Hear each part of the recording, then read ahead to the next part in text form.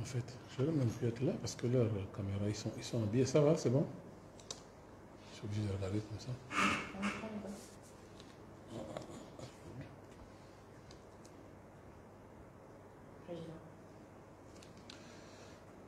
Déclaration de la dynamique pour la transition politique pacifique au Gabon.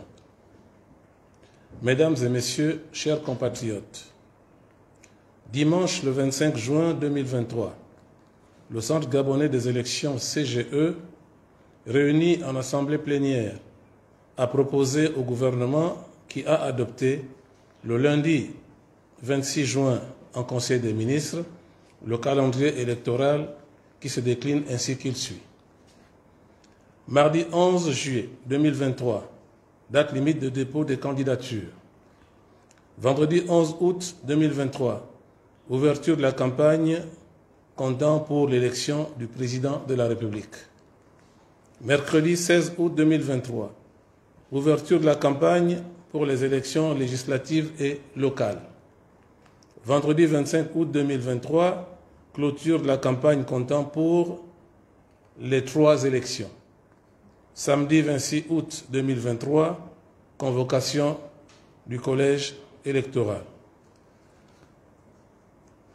En publiant ce calendrier électoral, le gouvernement de la République a, une fois de plus, fait entorse à la loi électorale qui précise que l'annonce par le CGE des dates des élections se fait après affichage, réclamation et prise en compte des erreurs issues de la phase d'enrôlement. Or, à ce jour, rien n'est fait dans ce sens pour permettre aux potentiels candidats de s'assurer de leur inscription ou non. De plus, ces opérations d'enrôlement ont été aussi le lieu de marchandage de récépissés contre les paiements cash à des montants variables. Ces récépissés pourraient être utilisés par ceux qui les ont achetés à la place des propriétaires régulièrement inscrits sur les listes électorales. Dans notre déclaration de Lambaréné, le 3 juin 2023, la dynamique pour la transition politique et pacifique au Gabon, DTPPG en abrégé, attirait déjà l'attention du gouvernement sur les mauvaises conditions d'organisation des opérations d'enrôlement, où des milliers de Gabonais ont été exclus du processus parce que ne disposant pas des pièces d'identité requises, à savoir la carte nationale d'identité, l'acte de naissance ou encore le passeport. Ainsi, ce sont plutôt des étrangers qui ont pris d'assaut les centres de vote en lieu et place des compatriotes nationaux.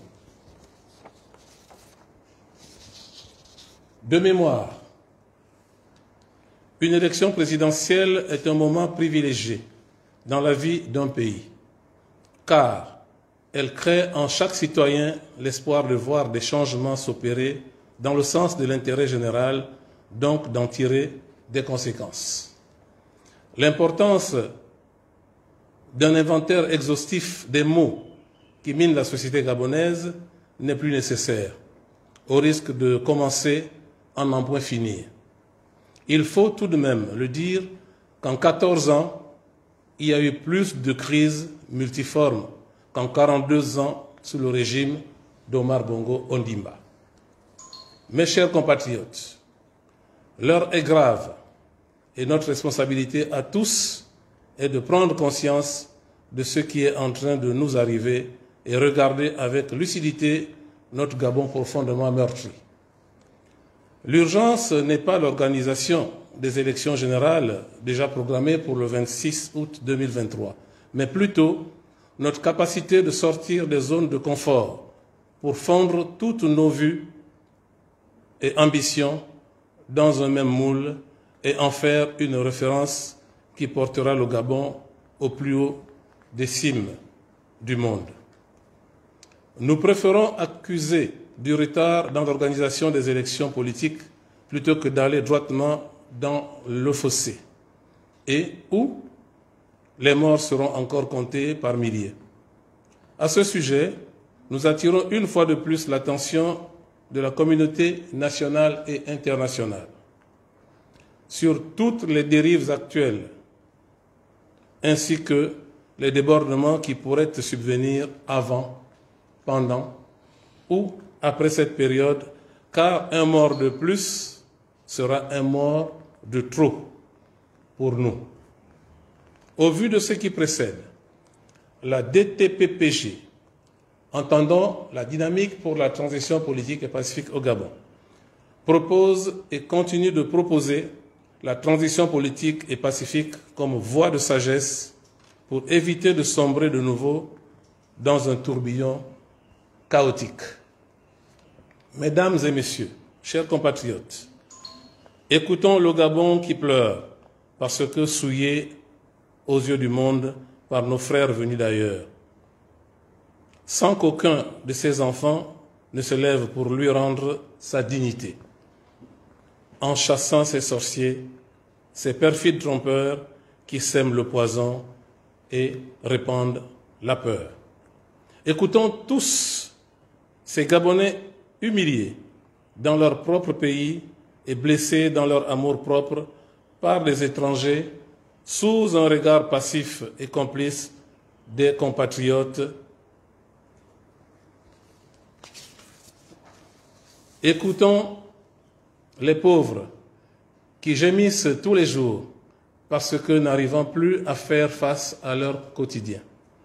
Écoutons les démunis et les plus faibles d'entre nous qui crient injustice, injustice et encore injustice.